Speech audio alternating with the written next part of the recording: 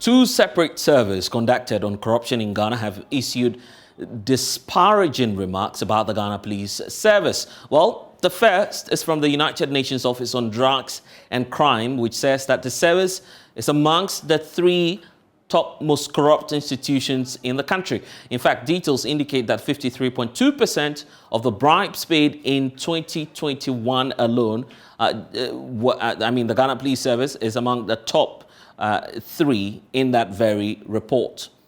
And you have excerpts of that on your screen right now, indicating the breakdown for you, with the police service topping that chart. The Ghana immigration follows closely with some 37.4%, but the police service appears to be ranging between 53.2%.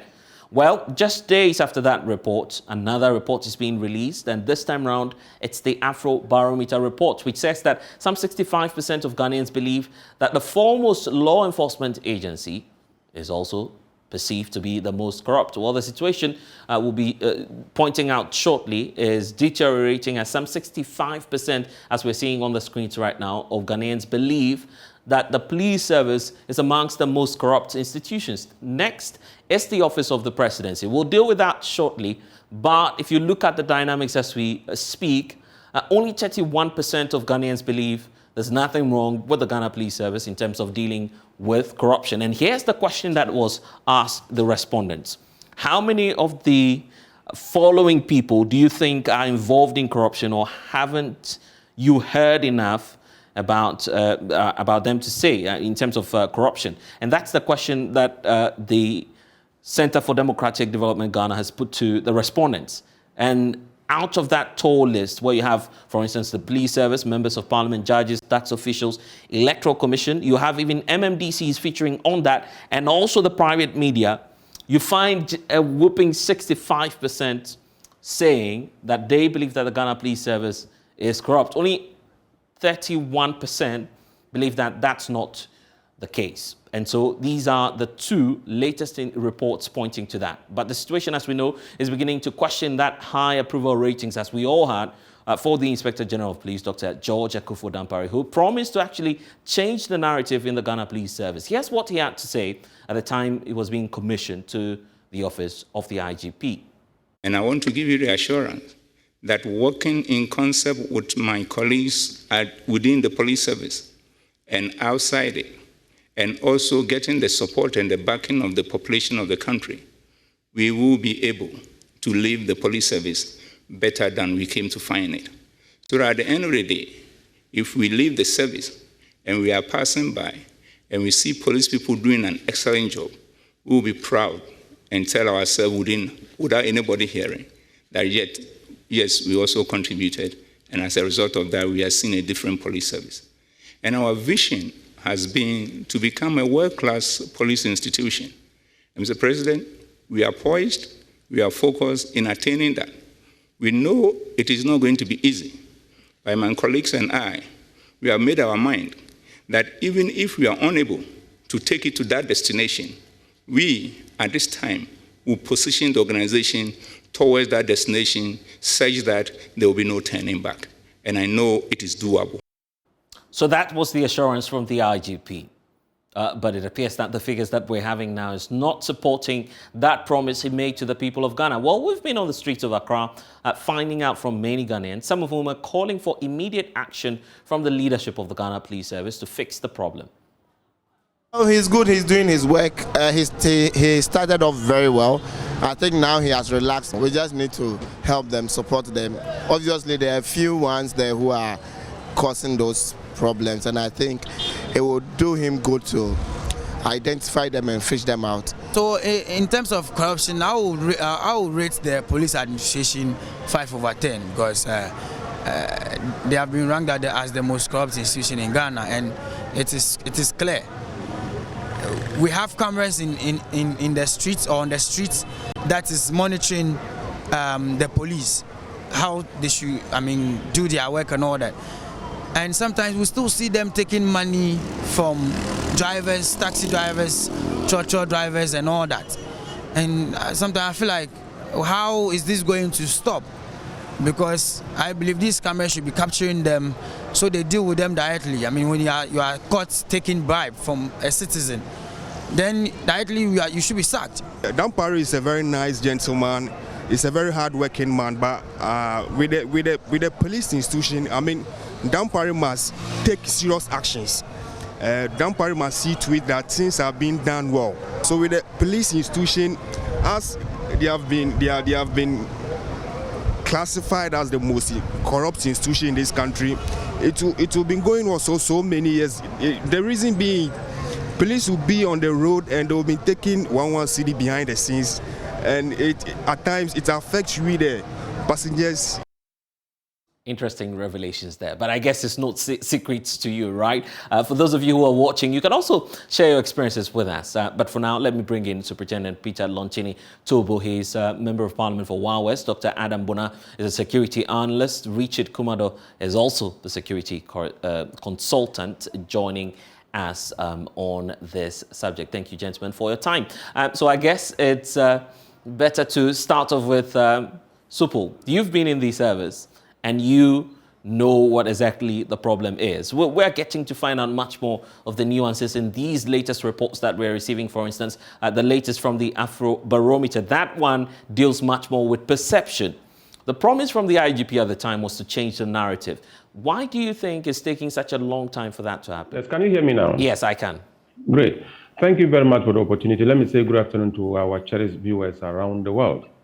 Police corruption is a challenge globally. Everywhere you go, when you want to look at national integrity, you go look at the police.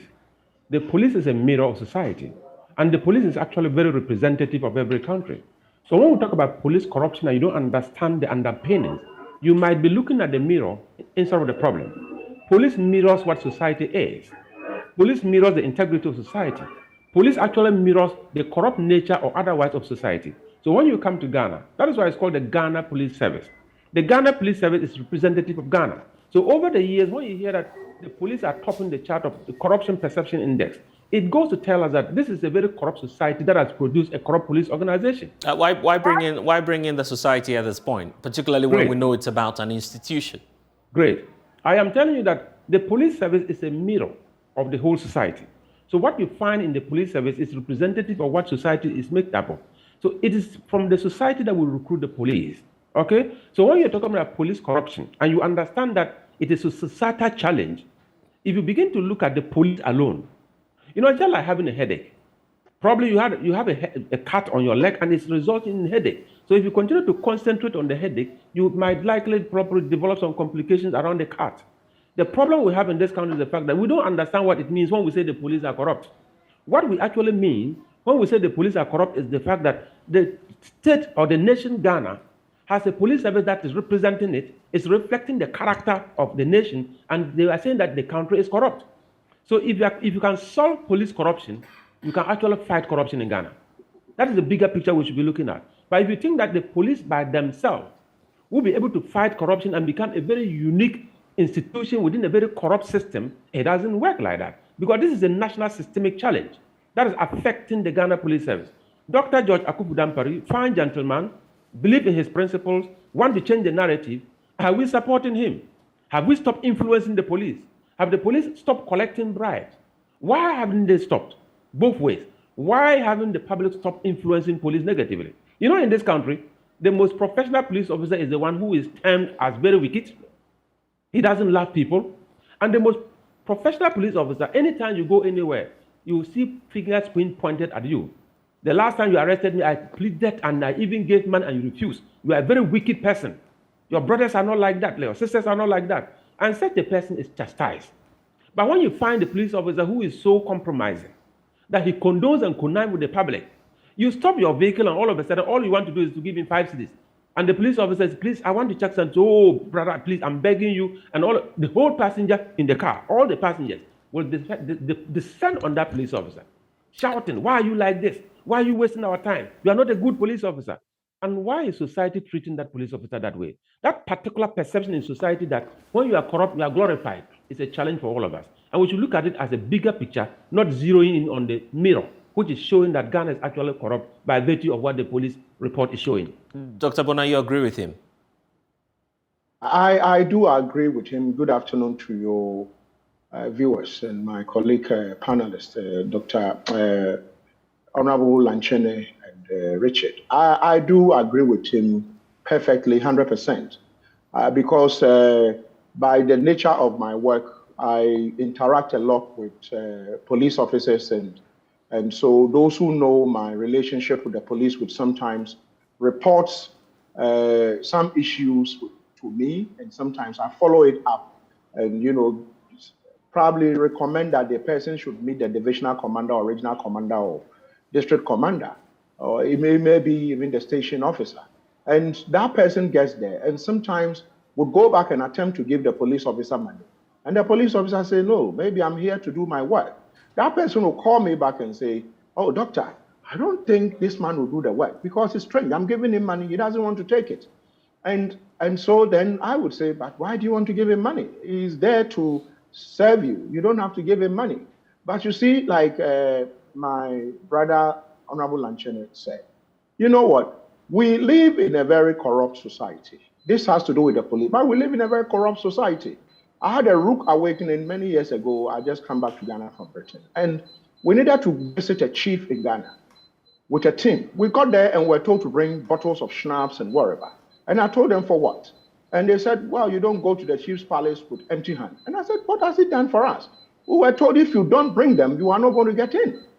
And so, our norms and traditions glorifies corruption. But because what? I mean, I'm not attacking the traditional, the chieftaincy institution. But, I mean, these are some of the things that have gone on in our society.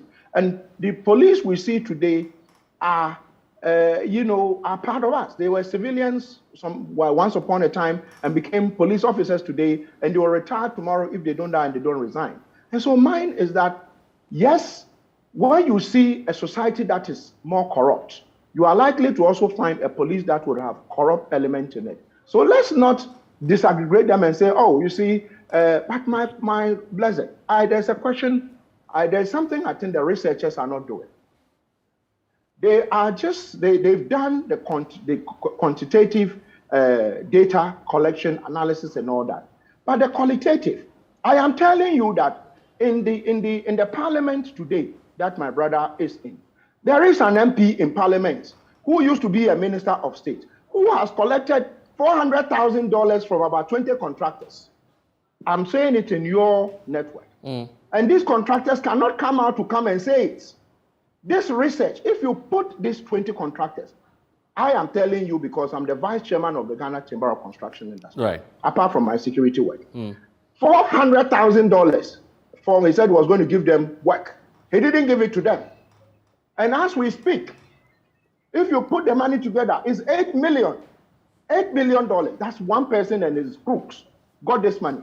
So what you're seeking to suggest is that this may not just be the problem of the Ghana Police Service, but that's also reflected in the other reports. So what I am suggesting is that so long as we continue to do quantitative data collection and don't do the qualitative would mean you go out there and you come to me. You just don't bring me prepared questions and you don't give me the option to talk to you and let you know how I feel, how much somebody collected from me. But if you are going to do just the qualitative and the quantitative, and you do your additions and you say, oh, at the end of the day, 60% of the respondents said police officers are corrupt. Therefore, let's go and look at the distribution. The 60, if let's say 100,000 or in this CDD report, 2,400 respondents, they sampled 2,400. Out of the 2,400, there are some business people who were sampled. Some people actually were sampled as part of, as business people. How many of them might have paid money and how much is involved? If these things are done qualitatively in addition to the quantitative data they collected, then they will be able to do a fair distribution, even though in terms of how many people paid money to the police, maybe 1,500 people. When you put the figures, 2 cedi, 3 cedi, 10 cedi, 5 cedis together, you will get maybe 100,000 for the entire police. But when you take maybe some civil servant who is sitting there, the civil servants, maybe 20 people said they gave money to some civil servants, some directors. When you put it together, it is maybe 200,000 or $2 million.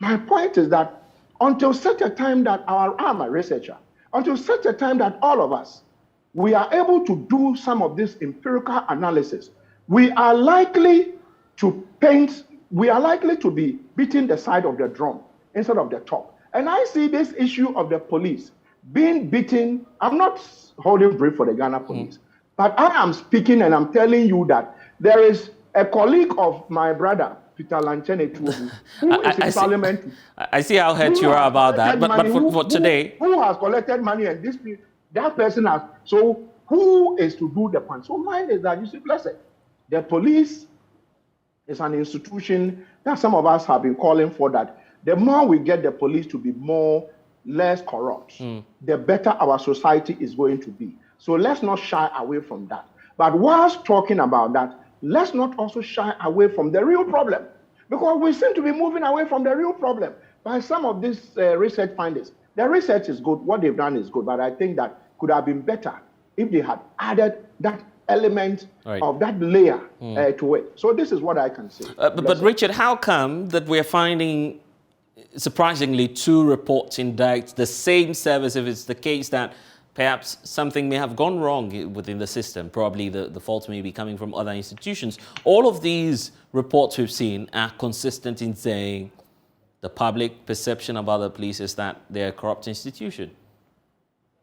Definitely. The police are the first line of call, and the police direct public engagement with the citizens means that if the police have the pageant of collecting or accepting money from the public, then theirs is going to be reported more as compared to some other people. But let me clarify this. There are 2 issues here. My brother Adam Bona was talking about the quantum of money, and then he was also talking about the chieftaincy institution. To me, it looks as if we are justifying the issue of collecting bribe. When it is wrong, whether it's the police, the chiefs, or any other person, it is wrong. Then number 3, we cannot say that society gives bribe to people. So when you become a police officer, you should be accepting bribe because you came out of the society. Blessed, having said that, one of the things that got me worried, and I cried for 3 days, is that one of these reports, you have the BNI officers there, the institution are working and are cherishing so badly that they are also part of this bribe collection gang to the extent that they are being reported and discussed publicly. And I think society is losing it very fast, and leaders of these institutions might wake up to their responsibility to see how we can deal with these issues and deal with it precisely. I'm glad that you're talking about leadership. Because it appears we're losing sight over what we were promised by the same man who many believed had come to change the institution, the IGP. Definitely. When I was working in the BNI, I worked under very strict leadership, and many of the people, my mentors and my leaders, the departmental heads I worked under, I haven't seen this level of ineptitude. When I became a senior officer, many of the people you are seeing in the streets today as the helm of affairs were people I have trained, and that is the trademark. Probably I came out from a society where when you were born, you are given Proverbs 22 verse 1 that says that a good name is better than riches. And we were never taught to accept money. And I have never in my life... Richard, if you're still with us there, you're making the point about how your society appears to be very different. But where do we start from in terms of fixing this problem? I'll come back to you, Richard, shortly. But let me bring in Superintendent Tubu as well. You've been monitoring the conversation so far. You've made your initial comments, wondering why we're not also taking on the society. But do we allow this to go on? And why are we letting the leadership of the Ghana Police Service go scot-free? Yes, Richard, I'll come to you, but I'm asking Superintendent Tubu why we're allowing this to continue and why we're not taking on management or leadership of the Ghana Police Service. Thank you very much. You know, the whole society is structured into a system, and the police leadership is part of the system. When Dr. George Akufu-Dampare was appointed, I think that for the first 1 month, you could hear his name everywhere. That sometimes even midnight, people drive their vehicles and get to traffic light, and when the traffic light is in red, and there is not even a vehicle behind them, they are compelled to stop because they will tell you, you never know when Dr. Dampare will get arrested. So that spirit of a man of integrity ascending to the throne of Inspector General of Police.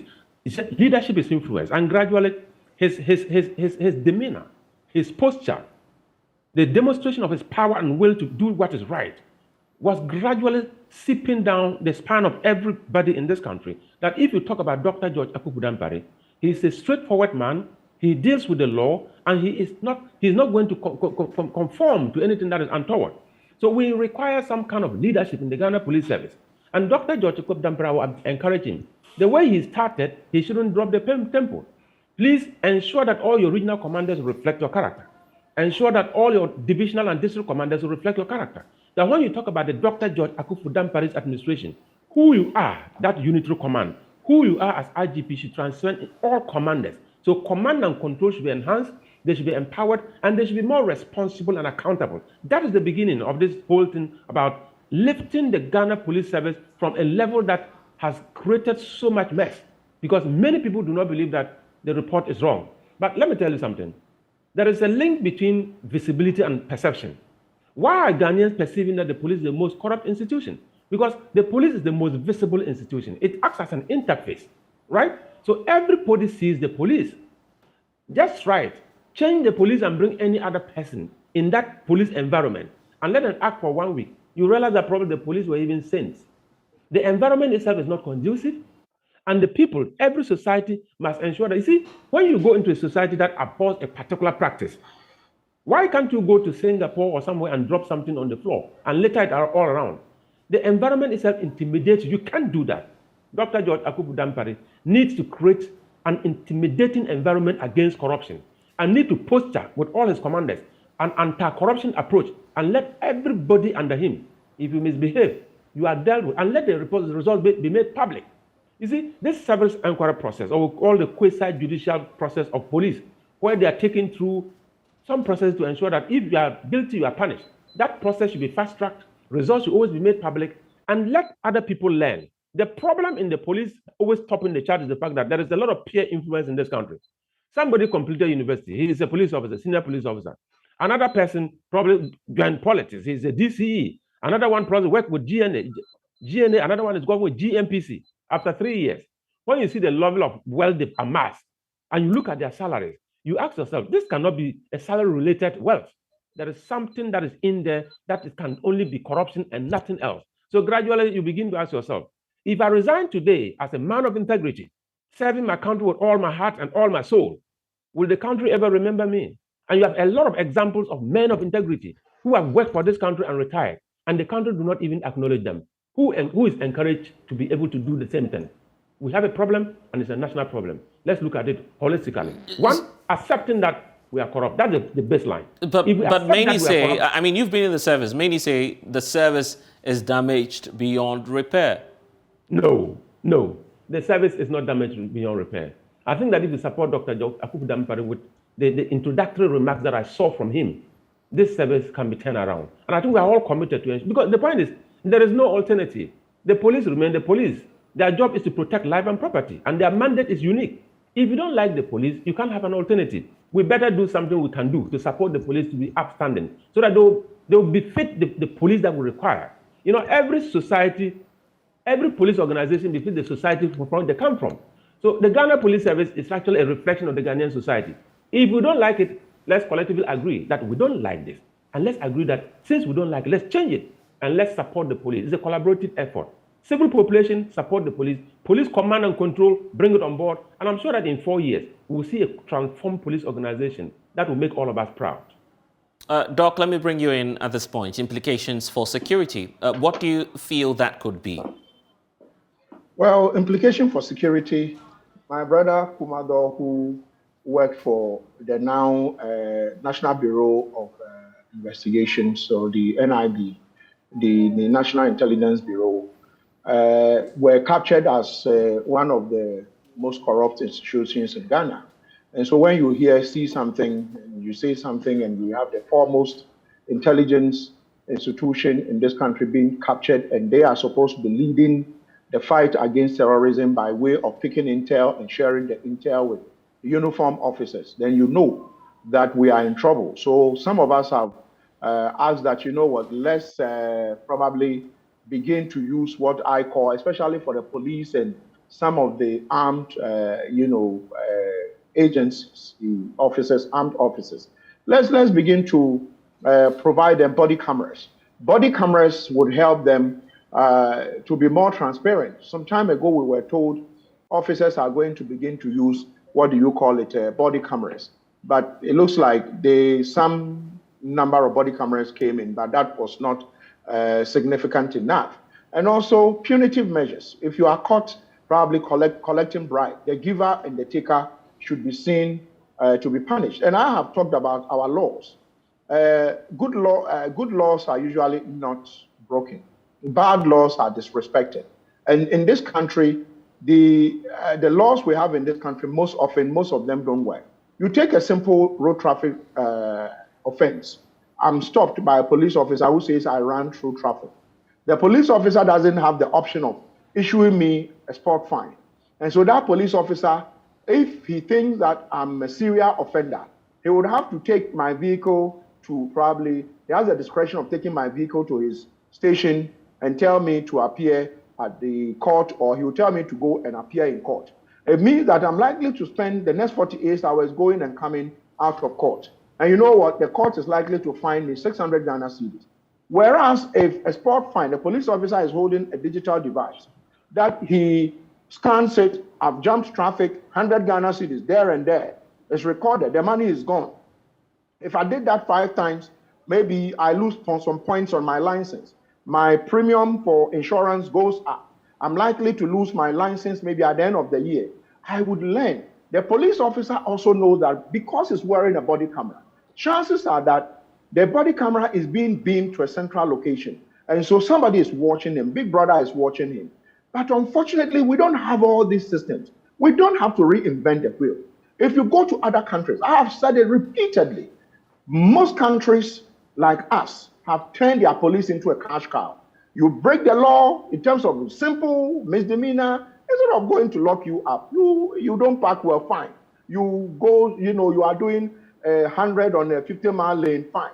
So once people become disciplined, police officers know that they are also probably at the end of the year, they get something for ensuring that the people obey the law and they caught them and they pay the fine. But in this country, we don't have them. And so instead of paying to the police as an institution for them to help themselves, they are rather asking people for arms, donating things to them. Go to other countries. And I use Britain, a lot because I lived there some time ago.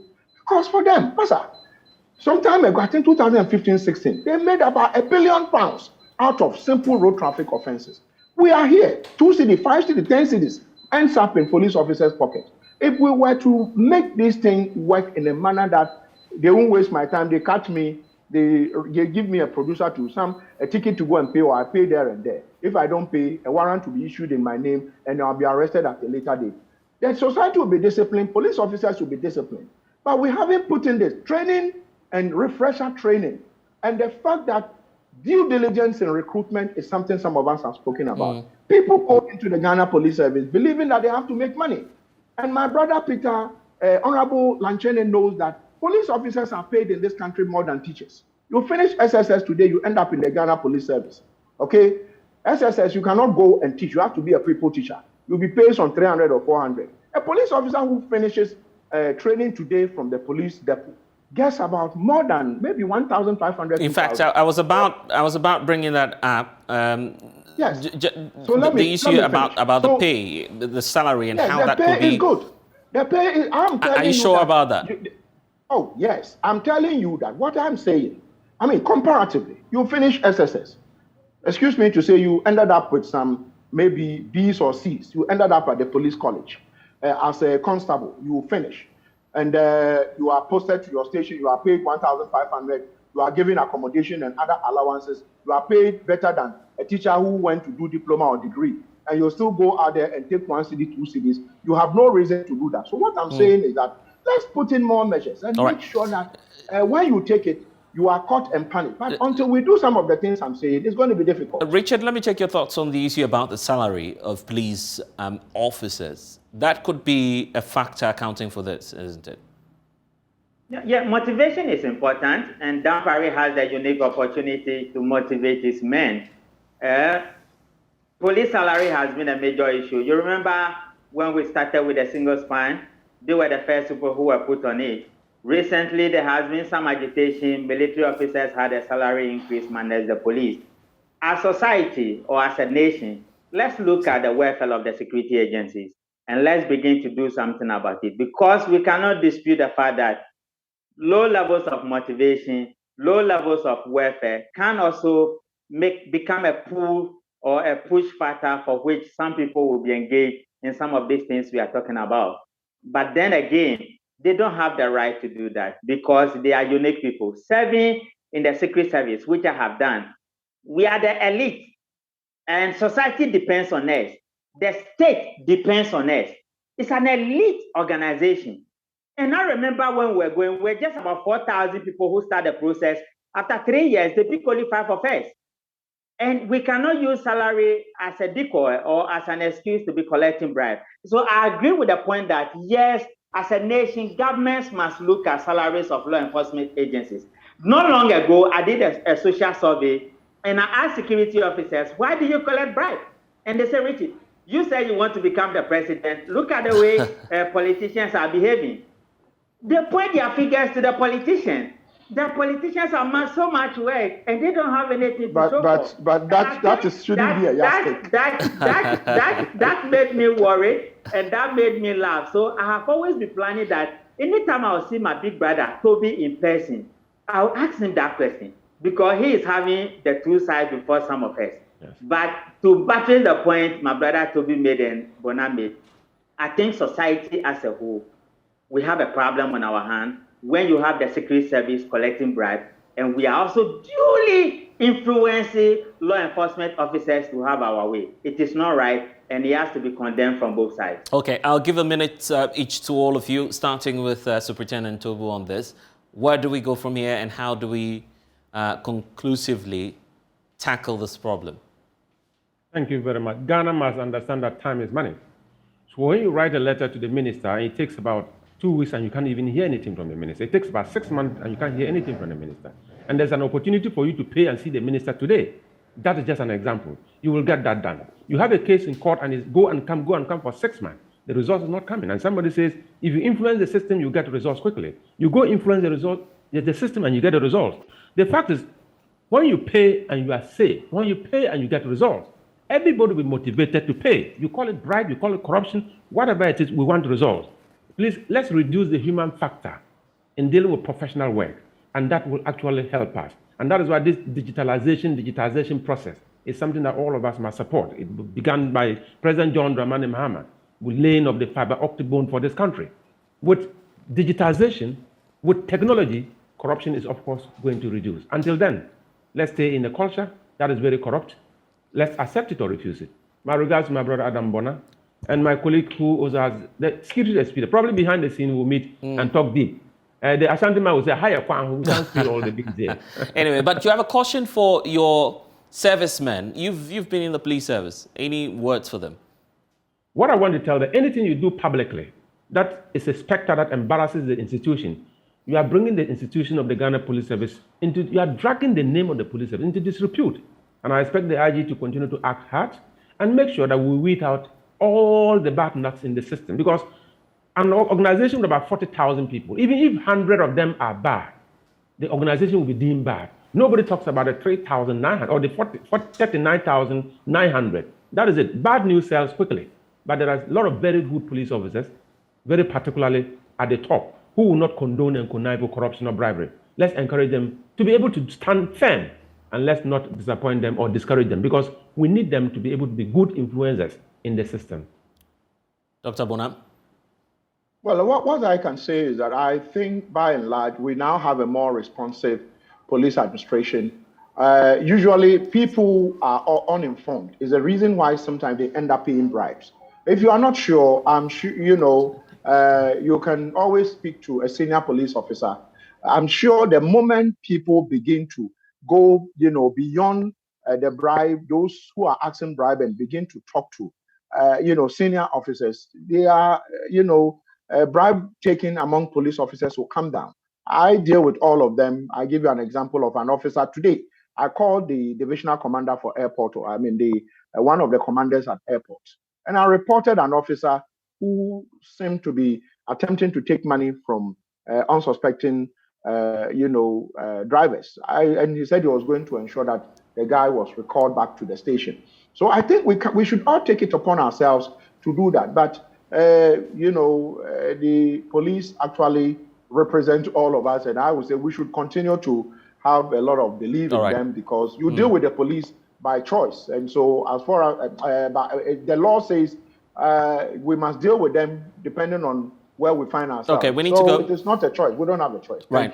Richard, I'll give you the final words on this briefly. No, I think we love our law enforcement officers. We love the police. I've always spoken for them.